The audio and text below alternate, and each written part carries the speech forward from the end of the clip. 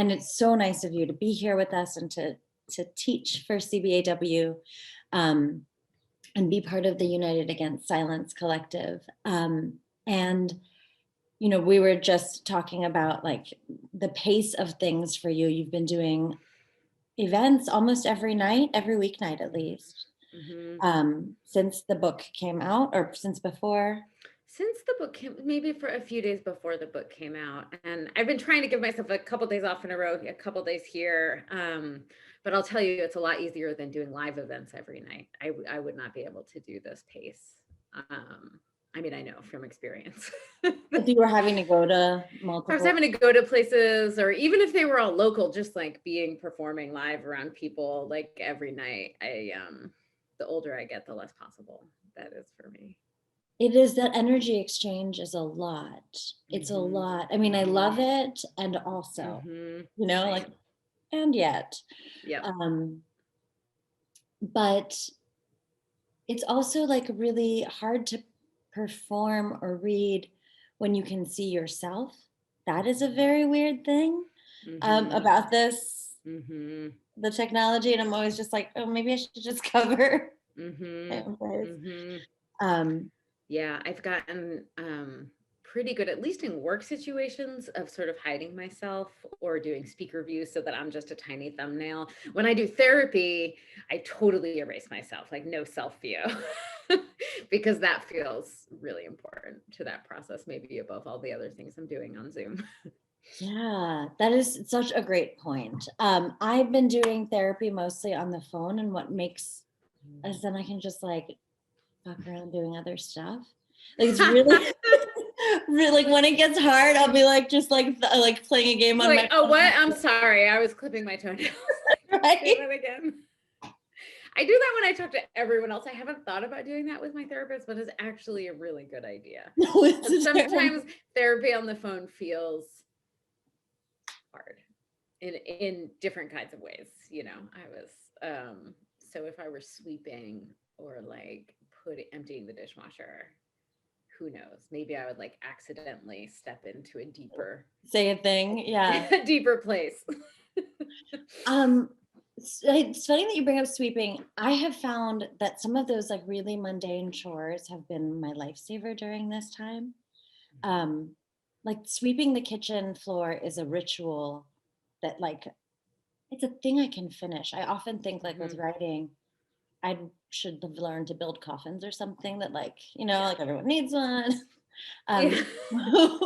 What have your rituals been like during this time? I mean, honestly, what hasn't been ritualized in this time? I feel like I'm constantly building little containers of behaviors to hold me in because so many things outside of the interior of this house feel so unmanageable and so panic inducing that I have gotten really attached to my daily and weekly schedules.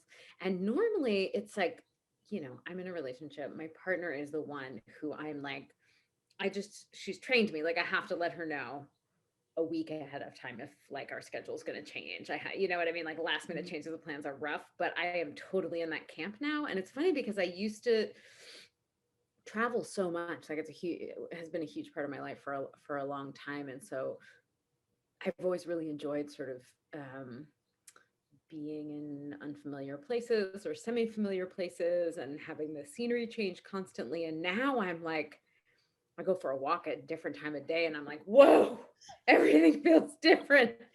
And I eat meals 3 times a day, like off of dishware. And I mean, it really is sort of, and I would say like the thing that has gotten most comforting, that is like the weirdest thing, is that I get over the course of the past year and a half, I have gotten up earlier and earlier and earlier and gone to bed earlier and earlier and earlier. So I now get up like around 5:30 and have a whole set of little rituals that I do before I ever speak to another person. And then in the evening time, I'm like I had dinner, it's 5:30 here. I had dinner at 4:30 because I was like, there's no way I can eat at bedtime. So I go to bed. I like start getting ready for bed at like 8:30 and I'm in bed by 9:30 and I'm asleep by 10. And if it gets disrupted, I get really cranky and disoriented, which is like, who am I? Who is this person inhabiting my life? But I mean, it sounds wonderful. It's like, usually we wait till retirement to eat dinner at 4:30, but here you are. 5:00. To be fair, 5:00 is dinner time. It was really just because I'm teaching the workshop and talking to you. I was like, well, there's only one option here. Clearly, I need an hour to do my whole thing at dinner. So, I'm just like an old lady, and I guess I always have been. I just didn't have this sort of domestic time. I think part of it is just that I've never spent this much time inside my home, and so there were facets of my own nature and sort of intuition and comfort that I just had never been familiar with before because I was always out there. Yeah. Yeah, being surrounded by all your stuff all the time is like, it's really nice. Like, It is. I love my stuff.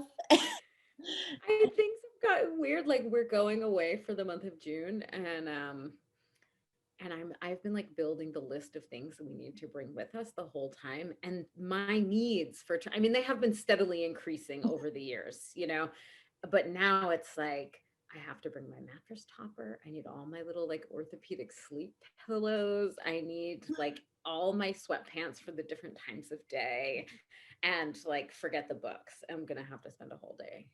Oh yeah. You're driving, yes? But we're driving. So I really honestly think it's going to be all bedroom accoutrement. In the car is just going to be stuffed with like memory foam products. Yeah. Have you found that your writing practice has changed? That's such a great question. I've been really dormant and just absorbing. I've been reading so much, and that's been really wonderful. And now I've kind of reached a place where I'm like, okay, now reading is a distraction. Like, it's that same thing as like playing a game on my phone during therapy. Like, there's something I don't want to say. Yeah. So I moved for the first time to a place where I have an office, like a room that's got like a whiteboard, and yet I'm like, everything migrates up to my bedroom, and I'm writing on the mirror with a whiteboard marker. Can you write on mirrors with whiteboard markers? Oh my gosh, yes. And they just wipe? It just wipes off windows, sliding idea. glass doors. You have idea. whiteboards in places that you didn't know. Oh my God, I had no idea. Interesting. And for a while, I was taking a whiteboard marker and when I used to go places and writing like in the mall on the mirrors, like little notes it's not really vandalism. So cute. Little poems. That's really nice. I like that a lot. Yeah, I have to say, this is, Danica teases me because I call it the office. And she says, it's funny how you call your room the office. She's like, are you going to go in your room now? Because I just like, my relationship to having my own room as a kid was so like, I could just be in my room all day, like reading, scribbling in my notebooks, and like playing with my whatever. And then I lived with partners for a really long time. And then I lived alone for a few years. And I sort of like, I was single for a while, and I just figured out how much I needed my own space and alone time, which I had never knew before. And now it's a non-negotiable. Yeah. Do you find that alone time as part of your writing process? Yeah. And it's taken me years to figure this out, because before I would be like, I need alone time. And what that meant was like sitting at a desk writing. And now I understand. And I can't quite tell whether my needs have changed over time. I think it's less that than the fact that I am increasingly integrated and in touch with like what I actually need. And I don't just treat my body like a machine for work. And I can do that even with writing, like really intense sort of capitalistic nonsense. And so I really have, like, even during the pandemic, we figured out that even though we are so isolated, we still need alone time. And so, like, every other month or so, one of us will go stay at a hotel, just like 5 minutes away, so that we can, like, read and ruminate and, like, eat Jello for dinner. And I just, like, being cut off from the needs of any other person in the space feels so important for me, not just in terms of working, but in terms of, like, thinking, or just, like, wandering around my own consciousness, which never happens if there's another person there, because I'm always, like, radared into what's going on with them, whether they are asking for anything or not, Right. which, like, you're a mom, so I know parents, like, have that, like, crazy. It's this thing too, like, my kids would love if I ignored them. They would, like, love nothing more than for me to leave them alone, alone, alone. They're like, Yeah. they're 15 and 21, and it's like a lot of forced cuddling and rewatching Shrek 2, which is the best Shrek. And like, just like, but it's that I am maybe socialized to feel responsible for everyone else's moods. Exactly. And when I'm alone, I'm like, oh, and to fix my mood for other people. Like, not let them see me. Yeah, same thing. It was like she went a couple weeks ago and stayed at this hotel in town, and I had been so um, just, like, on in terms of doing events and working really hard and teaching at the end of the semester and just, like, interacting with each other, that I feel like I hadn't been alone or not, like, performing in some way. And I just, like, had the weekend off, and I felt like stoned. It was like I got stoned on being alone. I was just sort of, like, wandering around the house, like, what time is it? Sort of, like, watching trashy TV, but really kind of staring out the window, or, like, at my phone, where I was just, like, a little zombie, but in, like, in a way that I really, really needed to just, like, fall out of time and awareness of anyone else. And it felt like so nourishing, like taking a giant spirit vitamin. Yeah, it is so, so, so nourishing. And like, not not something that we're, like, raised to say we want or need, And and it so took me until I was, like, almost 40 to recognize it's like, what is this feeling I get? I get cranky, and it's like I can't really stay present with people. And then, like, my partner helped me figure it out, where I was like, oh, that's right. I guess I need to be alone. And what I do instead, or what I did for most of my life, because, like you said, I just, like, was not socialized to even be aware of that as a need, let alone to ask for it. What I would do is just sort of, like, half check out, and be sort of, like, really absent-minded, and because I'm, like, trying to get alone time inside myself. 100%. Yeah. Yeah, or just be, like, really bitchy. That's another Mm-hmm. another way that Yep. I Same go. thing. I get very cranky. I get very cranky. Yeah, a lot of things. I'm getting a little cranky these days also, because when I don't write, I can get, like, I could go about a month, maybe 6 weeks, and then I start to get like, what is this? What am I doing with my time? You know what I mean? Like, this isn't what I signed up for.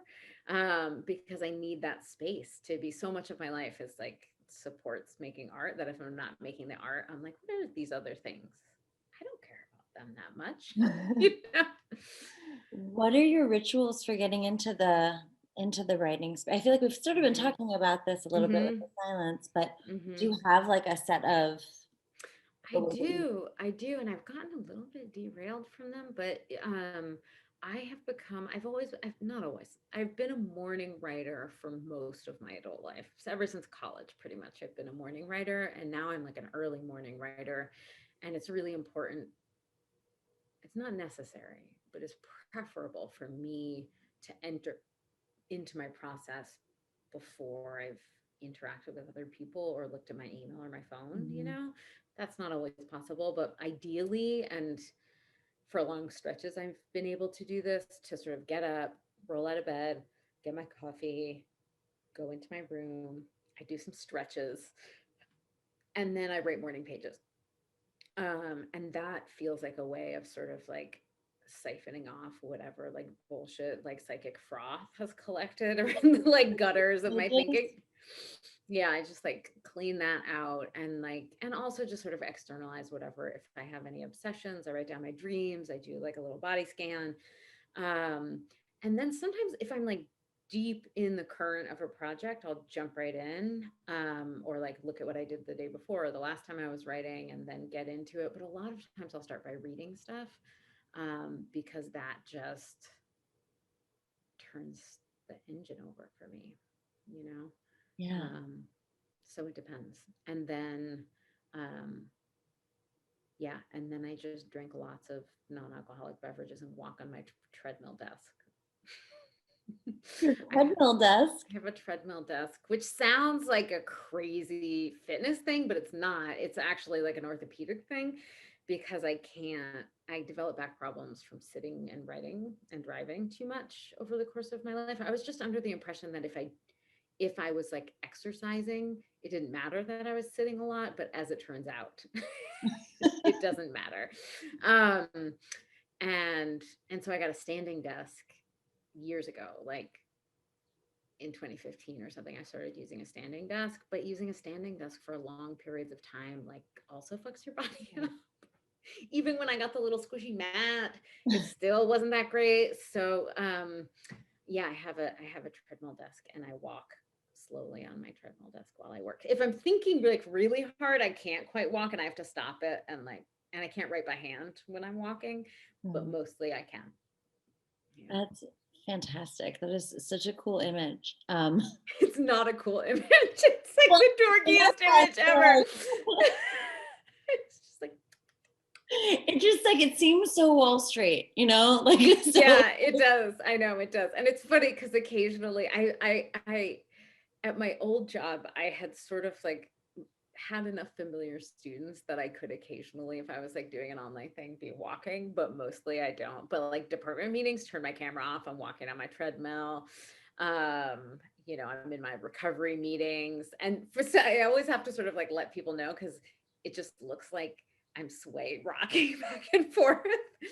But you know, in the spaces that are familiar to me, they've become familiar with my weird eccentricities. I love it. You said something the other night when we were reading at Solid State, which was so wonderful. So wonderful. About feeling like you didn't have anything to say about your girlhood for a long time. Mm-hmm. And then beginning this process of looking at it. And I think so often, you know, I've done a lot of work in the military health system. So with active duty service members recovering from a range of different kinds of trauma, some related to combat and some related to being a human, right? And so often that's the place to start, right? Is to think about like, well, what did you think you were supposed to be? And how are you fighting with that right now? You kind of have to be ready to do that. And, you know, like ideally, like I imagine I would love for my 15-year-old to deal with his 10-year-old shit and like, just, you know, but it can't happen that way, of course. Yeah. Do you think you could have written this book earlier? No, I don't think I could have written it a minute earlier, honestly. And I don't know, and I try to talk about that a lot because I do think there's a lot of